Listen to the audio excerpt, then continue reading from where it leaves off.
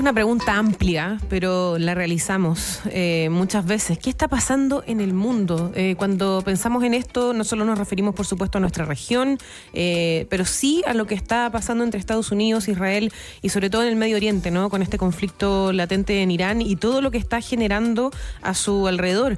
Para hablar de esto, para hablar de este conflicto, esta incluso posible tercera guerra mundial de la que algunos han hablado, estamos con Gonzalo Montaner, periodista, doctor en estudios americanos, con una especialidad en estudios internacionales por la Universidad de Santiago de Chile y magíster en seguridad y defensa en la Academia Nacional de Estudios Políticos y Estratégicos. Gonzalo, ¿cómo estás? Bienvenido. Muchas gracias por la invitación. Buenos días. Probablemente de las personas que más sabe y nos puede explicar de este tema que muchas veces desde aquí en Chile, Gonzalo, como que, claro, desconocemos o más que desconocemos, se nos hace tan lejano y es complejo también, porque es una historia a la que no estamos muy, claro, no estamos muy cerca. Es complejo y lejano, pero nos afecta directamente. Solamente una palabra, la benzina. O sea, estamos pagando hoy día la benzina más cara en el último tiempo. Entonces, tiene implicancias que son locales, regionales y globales, claramente. También nos va a afectar en el tema de la seguridad y también cómo nos vamos a desplazar a nivel, por ejemplo, de tránsito aéreo. O sea, va a traer problemas comerciales y ya lo estamos viendo.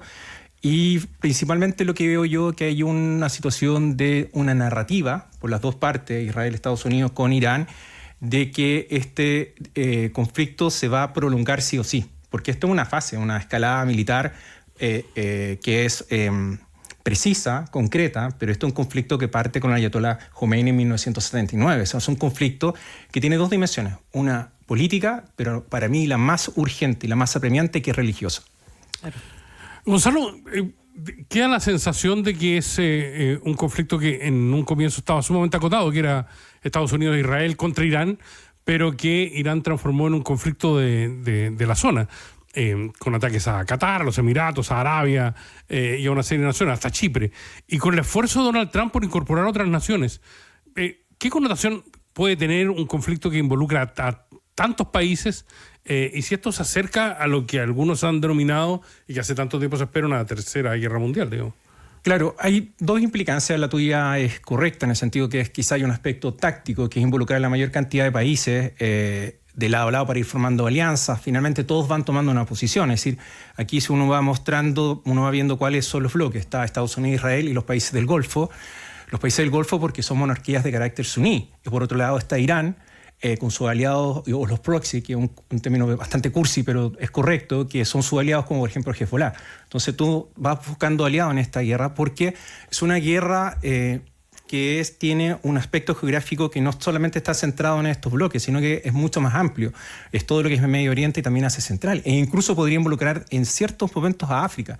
Entonces, uno lo que tiene que definir acá es que primero hay un tema, un componente geográfico, pero hay un punto que es sumamente interesante, que no está puesto sobre la mesa en el análisis, que tiene que ver con lo religioso y civilizatorio. En el sentido de que uno está viendo acá que el elemento religioso esté prevaleciendo tanto en el lobby en Estados Unidos, a través, por ejemplo, de pastores evangélicos. Vimos una foto del presidente Trump en la Casa Blanca, con los pastores, con el apoyo que recibió. Por otro lado, con Netanyahu, que ha tenido alianzas con grupos fundamentalistas judíos. Y por otro lado, una teocracia iraní que tiene que ver con un radicalismo de una comunidad chía. Entonces, uno va viendo estos dos elementos que van complejizando el tema. O sea, esto no es un conflicto de ahora, es un conflicto de antes y será un conflicto después. En ese sentido también, Gonzalo, claro, muchos analistas remontan quizás esta rivalidad entre Estados Unidos e Irán por el golpe de Estado del 53 y después con la revolución del 79. Pero ¿hasta qué punto estos eventos con los que uno dice, hoy ha pasado tanto tiempo, décadas y décadas de estos eventos, siguen moldeando un poco la política y la relación entre ambos países? O sea, esas son cicatrices que quedan y son permanentes. O sea, están dentro del proceso de desgaste y de tensión en cuanto a relaciones internacionales. Porque ¿cómo era antes quizás la relación entre ambos, por ejemplo? Lo que pasa es que hay un problema grave y si sacamos o lo colocamos como un tercer elemento que tiene que ver y que se llama petróleo. O sea, el petróleo va modelando y condicionando lo que es la relación de Medio Oriente y Asia Central. O sea, si no hubiera petróleo, creo que la forma y los conflictos internacionales después post Segunda Guerra Mundial serían totalmente distintos. Entonces el tema del petróleo, claro que es una condicionante. Entonces uno va viendo que estas retóricas de que nos interesa instaurar la democracia, estamos preocupados por la oposición iraní, son retóricas vacías que en el fondo lo que buscan es tumbar a un régimen que no está dentro del ámbito de influencia tanto de Estados Unidos. Por otro lado, Israel tiene otros objetivos como el plan nuclear, y también Europa, ojo. Entonces uno va viendo que son distintas dimensiones de un conflicto que es bastante, que puede ser, no hay que tener una mirada simplista, hay que tener elementos históricos, elementos políticos, económicos, pero yo insisto, aquí hay un tema religioso y la elección del nuevo líder supremo es un punto fundamental. Claro, que sigue esa línea, digamos. Claro.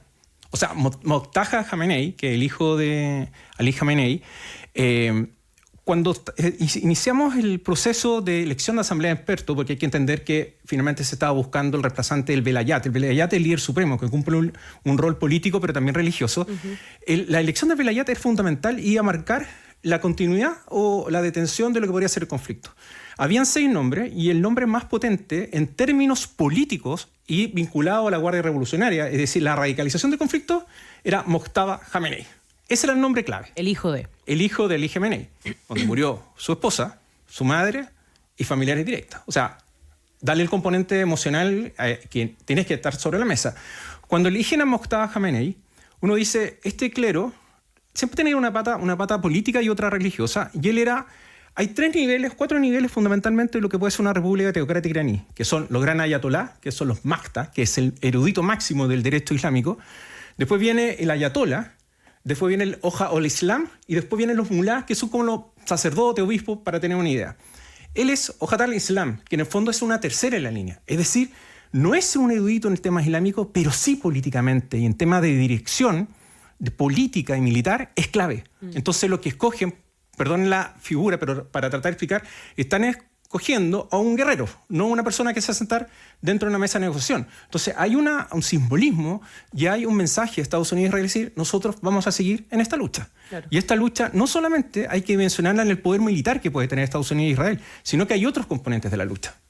Oye, Gonzalo, siempre se nos pinta a los países persas como la gran amenaza mundial, la gran amenaza de la zona, y que son países con una gran capacidad bélica, y a la larga cuando comienzan los conflictos uno se da cuenta que no es tanto, que depende mucho de los drones y esas cosas. ¿Qué tan poderoso puede ser Irán en esta pasada como para motivar una reacción tan potente de Occidente? O sea, yo creo que el gran problema fue el pecado de Irán puede ser que el desarrollo de su programa nuclear nunca hubo claridad respecto finalmente si hacer de uso civil o militar.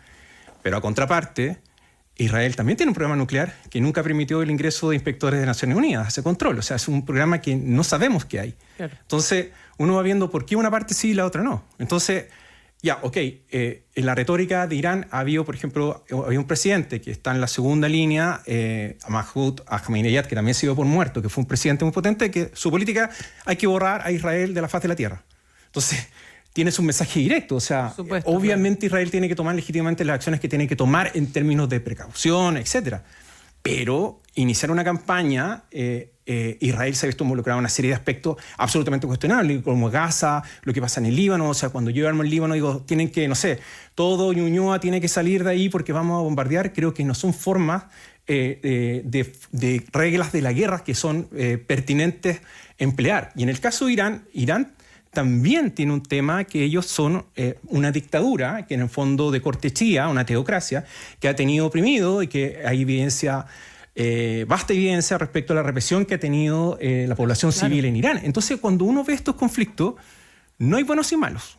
Todos son buenos y todos son malos. Yo prefiero hablar de zonas grises, incluyendo Estados Unidos. Entonces, lo complejo de esto, lo que estamos viendo cuando tú me hablas de la Tercera Guerra Mundial, es que el año pasado nosotros estamos teorizando y hablamos de un desorden global.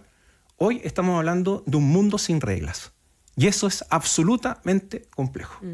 Claro, en ese sentido es lo que hemos mencionado también, claro, de que la sensación, digamos, con la que se queda la ciudadanía y también con la prensa no solo occidental, sino que también lo que se ve en otras informaciones, es, claro, esta sensación de que cada uno hace lo que quiere y no hay ningún límite. ¿Eso es tan así? O sea, la evidencia indica eso. Yeah. O sea, es todo absolutamente complejo. O sea, si uno remonta, y lo conversamos acá en la radio, cuando uno ve la guerra de Afganistán o la guerra de Irak, Sí. en el caso de la guerra de Afganistán, Estados Unidos contó con la venia de la comunidad internacional. Era una guerra, no me gusta hablar de guerra justa, porque cuando tú te ves afectado con la guerra, obviamente ninguna guerra es justa, pero una guerra legal, había legitimidad en esa guerra, contaba con el apoyo del derecho internacional, había pasado el 11S y había que, de alguna manera, capturar a Osama Bin Laden y eliminar lo que era Al-Qaeda. Luego pasa la de Irak y hubo un esfuerzo en la administración Bush de, por último, falsear las pruebas para decir que habían armas de destrucción masivas en Irak. Y ahí en Chile, y ahí yo hice un libro que se llama La guerra que no había que luchar, respecto al comportamiento de Chile. Chile, a través de la administración de Ricardo Lagos, y tanto de derecha a izquierda, todos estuvieron por no apoyar la invasión a Irak. Y se hizo un esfuerzo en el Consejo de Seguridad de Naciones Unidas y finalmente se comprobó que no había armas de destrucción masiva y esta guerra fue ilegal. Pero se hizo el esfuerzo. Ahora no se hace el esfuerzo. O sea, yo bombardeo una zona, ocurre la matanza, por ejemplo, lo que puede ser la escuela de niños en Irán, que eso debe ser investigado como crimen de guerra. Estados Unidos acusa a Irán, Irán acusa a Estados Unidos. Bueno, se tiene que investigar. Entonces, pareciera que no tenemos reglas. Entonces, en un mundo sin reglas, las relaciones internacionales van cambiando. Yo creo que este puede ser un punto de inflexión en todo aspecto. Como les digo, este mundo sin reglas, pero también el tema del posicionamiento de lo religioso por sobre lo político. Para los que crecimos durante la Guerra Fría, Gonzalo, era muy fácil entender el mundo.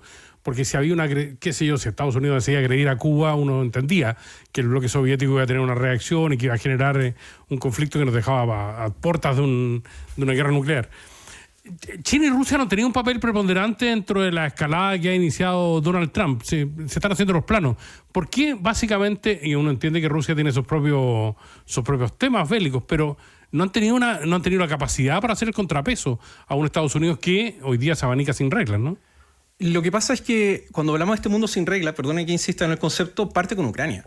O sea, en Ucrania el punto de inflexión, y esto se une en este proceso, después vamos a recordar este periodo, probablemente los historiadores van a marcar este periodo con un destacador, parte con Ucrania. O sea, Putin, él fue cuestionado, fue llevado a la Corte Penal Internacional, hay una serie de investigaciones con respecto a los crímenes de guerra que se cometieron en Ucrania y esta anexión unilateral. Ahí parte.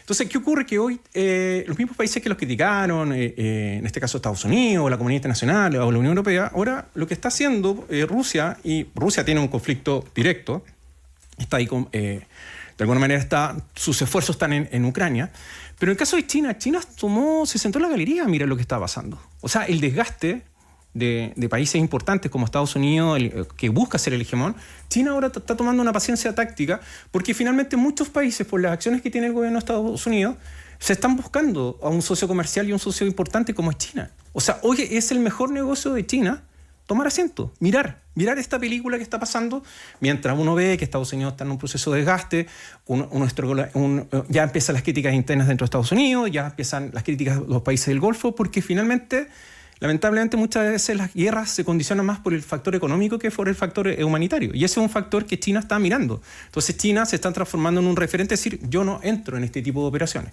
A mí me interesan mis reglas, pero mis reglas. Yo pongo las reglas del juego. Entonces China está como una táctica muy interesante respecto de ser muy cauteloso, manejar muy bien los tiempos. China está en África hace 25 años, China está en Asia Central hace 25 años, y ellos están fundamentalmente buscando recursos energéticos, que es la base para el crecimiento de un imperio. Este fin de semana vimos la escena de los países latinoamericanos cuadrándose con el escudo de Donald Trump, incluido el presidente electo de Chile. De alguna manera, lo que ha pasado en América Latina con la invasión de Venezuela, otra vez sin reglas, y la amenaza constante sobre Cuba, nos pone otra vez en el tema de Estados Unidos, su doctrina, el patio trasero, y qué postura debe tomar Chile a ese respecto, donde ya parece haber una línea bastante clara con respecto al próximo gobierno, ¿no? A ver, yo lo que puedo mencionar en términos de general en relaciones internacionales es que nosotros, digamos, el concierto internacional, claramente las instituciones multilaterales, lo que puede ser Naciones Unidas, y lo que de alguna manera organizó a un mundo que estaba en un estado de barbarie post Segunda Guerra Mundial, por decirlo de alguna manera, ciertas reglas mínimas, eso está totalmente en jaque. O sea, y eso es complejo. Entonces, para volver a una instancia donde podamos sentarnos a la negociación, siempre hacer un espíritu idealista a las organizaciones internacionales, van a tener que haber muchos conflictos y muchas víctimas para darnos cuenta que la única forma es dotarnos de ciertas normas, ciertas reglas de juego. Entonces los países menores, la periferia, de alguna manera va a tener que buscar alianzas con otros países menores para hacer un bloque común a cualquiera, a Estados Unidos, a China, a Rusia. O sea, claramente va a prevalecer el interés nacional por sobre lo que puede ser el interés colectivo o este sentido de paz, de construcción de paz. Por eso es tan complejo lo de Irán, porque probablemente la razón, si es que se llegan a sentar a una mesa de negociaciones, va a ser lo comercial, lo económico. Pero este conflicto va a continuar porque debajo de la capa, que es la que está ausente en el análisis que estamos conversando acá, va a ser la capa religiosa. Y cuando entran los fundamentalismos religiosos, es muy complejo. Y hay que recordar que este año se cumplen 25 años del ataque a las Torres Gemelas. Entonces, eso es un trauma para Estados Unidos también. O sea, no todos piensan igual en Chile, no todos piensan igual en Estados Unidos, no todos piensan en Europa. Entonces, lo hace complejo respecto a las audiencias propias de cómo voy a resolver estos temas internacionales. Para ir cerrando, Gonzalo, hay temor, y ya uno ve en redes sociales incluso son como memes, pero Chile es uno de los países más seguros en caso de que se desencadene una guerra nuclear, la tercera guerra mundial. ¿Estamos ante un escenario que podría llevarnos a ese nivel de conflicto? Pensando en quienes nos escuchan ahora y también, claro, se quedan con los reportes quizás sin de repente entender el fondo que hay detrás de este tipo de conflictos y sabemos que hay mucha desinformación dando vuelta. O sea, yo creo que a ver, son varios puntos, pero resumiendo, yo creo que hay un punto esencial que la guerra, como nosotros conocemos las guerras tradicionales, ya cambiaron desde Ucrania. Entonces aquí hay una guerra psicológica, hay una guerra desde el punto de vista de redes sociales, donde de la desinformación es clave.